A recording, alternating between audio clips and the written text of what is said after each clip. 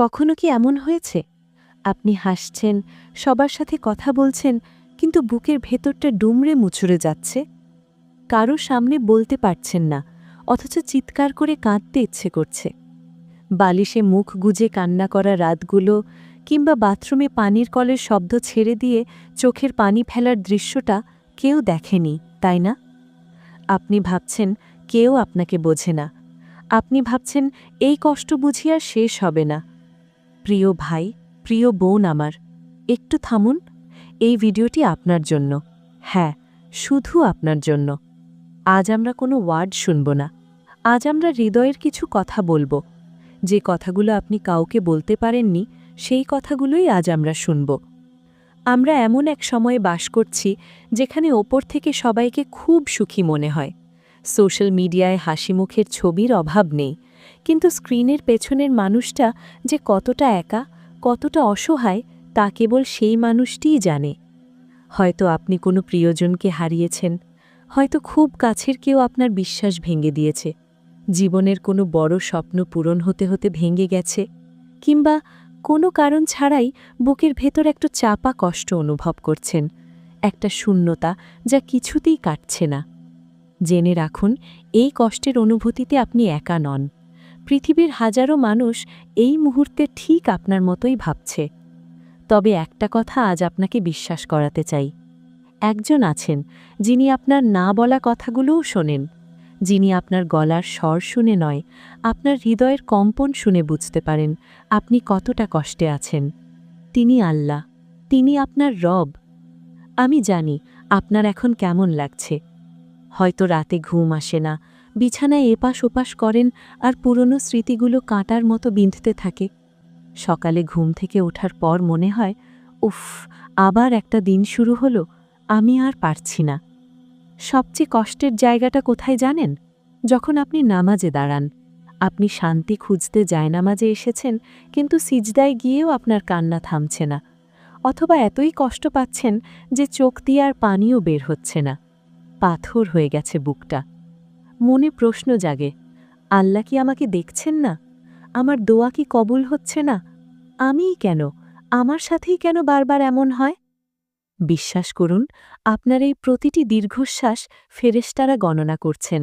আপনার এই বোবা কান্না আরশের মালিকের কাছে পৌঁছাচ্ছে। আপনি হয়তো ভাবছেন আপনি হেরে গেছেন, কিন্তু না, আপনি লড়ছেন, আর এই লড়াইটা আল্লাহ দেখছেন। আসুন একটু কুরআনের কাছে যাই।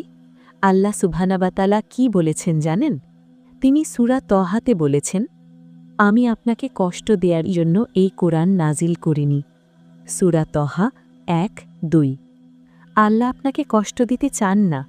আল্লাহ যদি কোনো মায়ের হৃদয়ে সন্তানের জন্য মায়া দিয়ে থাকেন, তবে সেই আল্লাহর মায়া আপনার প্রতি তার চেয়েও ৭০ গুণ বেশি। মনে আছে ইউসুফ আলাইহিস সালামের কথা? তাকে কুয়ায় ফেলে দেয়া হয়েছিল। তিনি কি একা ছিলেন না?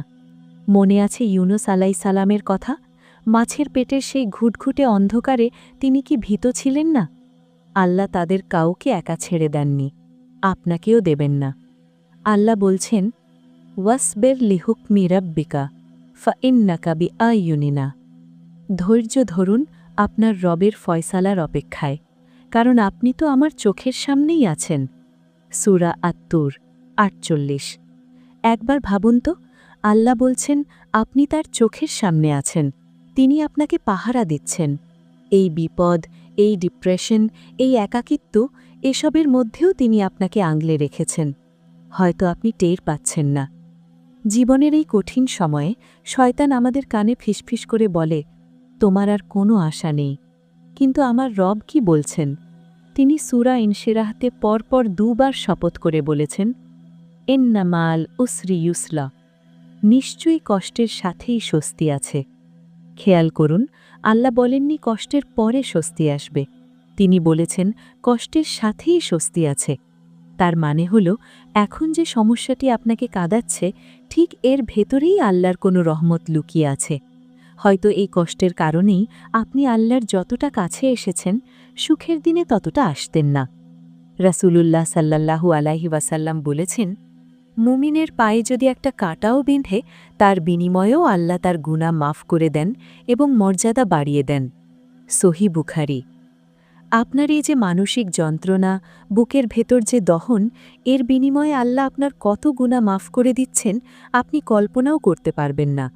হাসরের ময়দানে যখন দেখবেন এই কষ্টের বিনিময়ে কি বিশাল পুরস্কার অপেক্ষা করছে, তখন হয়তো মনে হবে, হায়, দুনিয়াতে যদি আরও কষ্ট পেতাম তাহলে আজ আরও বেশি পেতাম।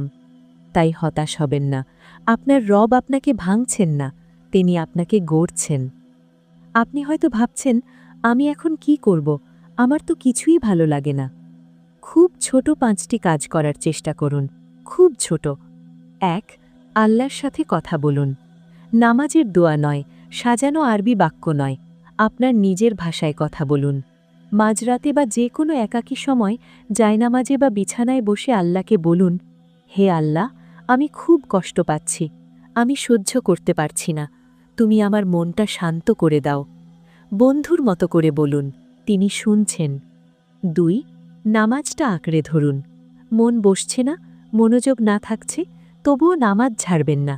ডুবে যাওয়া মানুষ যেমন খড়কুটো ধরে বাঁচতে চায়, আপনি নামাজকে সেভাবে ধরুন। সিজদায় গিয়ে শুধু বলুন, সুবহান রাব্বিয়াল আলা, আমার রব সবচেয়ে মহান। 3. একটি জাদুকরী বাক্য। যখনই বুকটা ভারী হয়ে যাবে তখনই পড়বেন, হাসবুনাল্লাহু ওয়া নি'মাল ওয়াকিল। আল্লাহই আমার জন্য যথেষ্ট এবং তিনি কতই না উত্তম কর্মবিধায়ক। ইব্রাহিম আলাইসাল্লাম আগুনে পড়ার সময় এটি বলেছিলেন, আগুন বাগান হয়ে গিয়েছিল, আপনার বুকের আগুনও আল্লাহ শান্ত করে দেবেন। 4. চোখের পানি। কাঁদুন, কান্না চেপে রাখবেন না, কান্না দুর্বলতা নয়, আল্লাহর সামনে কান্না হলো ইবাদত, চোখের পানি হলো আল্লাহর রহমত টানার চুম্বক। 5. অন্যের কষ্ট লাঘব করুন। আপনার নিজের কষ্ট যখন অসহ্য লাগবে তখন সাধ্যমতো অন্য কারো একটু উপকার করুন। একটা বিড়ালকে খেতে দিন অথবা কোনো গরিব মানুষকে এক বেলা খাওয়ান। অন্যকে হাসালে নিজের হৃদয়ের ক্ষত শুকায়, এটা আল্লাহর নিয়ম। প্রিয় ভাই, প্রিয় বোন আমার, কোনো রাতই চিরস্থায়ী নয়, সূর্য উঠবেই। আপনার এই দিনগুলোও কেটে যাবে, বিশ্বাস করুন, কেটে যাবে। আজ যে মানুষটা আপনাকে ছেড়ে গেছে কিংবা যে স্বপ্নটা ভেঙে গেছে, আল্লাহ তার চেয়ে উত্তম কিছু আপনার জন্য জমা রেখেছেন। যদি আল্লাহ আপনাকে এমন পরিস্থিতিতে ফেলে থাকেন যা আপনি সামলাতে পারছেন না, তার মানে তিনি আপনাকে এমন কিছু দিতে চান যা আপনি কখনো কল্পনাও করেননি। হতাশ হয়ে শয়তানকে জিতিয়ে দেবেন না, বরং ধৈর্য ধরে আল্লাহকে দেখিয়ে দিন, হে আল্লাহ, আমি তোমার ফয়সালায় রাজি আছি, আমি জানি তুমি আমাকে ভালোবাসো। নিজেকে শেষ করে ফেলার কথা ভাববেন না, আপনার জীবনটা অনেক দামি, আল্লাহর কাছে আপনি অনেক দামি। আপনি ফিরে আসুন, আলোয় ফিরে আসুন। আসুন আমরা সবাই মিলে আজ একটু দোয়া করি। আপনি যেখানেই আছেন মনে মনে আমিন বলুন। হে আরশের মালিক, হে দয়ালু রব, তুমি তো জানো আমাদের কারো কারো বুকে পাহাড় সমান কষ্ট। হে আল্লাহ, আমাদের মধ্যে যারা হতাশায় ডুবে আছে, যারা বেঁচে থাকার আগ্রহ হারিয়ে ফেলেছে, তুমি তাদের হৃদয়ে প্রশান্তি নাজিল করো। হে আল্লাহ, যে চোখগুলো গোপনে কাঁদে সেই চোখগুলোকে তুমি শীতল করে দাও। যে সমস্যাগুলো আমাদের সমাধানের বাইরে সেগুলোর গায়েবী সমাধান তুমি পাঠিয়ে দাও। আমাদের ঈমানকে মজবুত করে দাও। আমাদের একা করে দিও না ইয়া আল্লাহ, তুমি ছাড়া আমাদের যাওয়ার আর কোনো জায়গা নেই। আমাদের ভুলগুলো ক্ষমা করো আর আমাদের ওপর তোমার দয়ার চাদর বিছিয়ে দাও। আমিন ইয়া রব্বাল আলামিন। এই ভিডিওটি দেখতে দেখতে যদি আপনার মনে একটুও শান্তি লেগে থাকে তাহলে আলহামদুলিল্লাহ। আপনার আশেপাশে হয়তো এমন অনেকেই আছে যারা হাসি মুখের আড়ালে অনেক কষ্ট লুকিয়ে রেখেছে। সম্ভব হলে ভিডিওটি তাদের সাথে শেয়ার করুন। হয়তো আপনার একটি শেয়ার কোনো একটি হতাশাগ্রস্ত প্রাণকে নতুন করে বাঁচার স্বপ্ন দেখাবে। আর কমেন্ট বক্সে আপনার মনের কথা লিখতে পারেন অথবা শুধু লিখুন, আল্লাহ তুমি আমার সহায় হও। আমরা একে অপরের জন্য দোয়া করব ইনশাল্লাহ। ভালো থাকবেন, আল্লাহর ওপর ভরসা রাখবেন। আসসালামু আলাইকুম ওয়া রাহমাতুল্লাহি ওয়া বারাকাতুহু।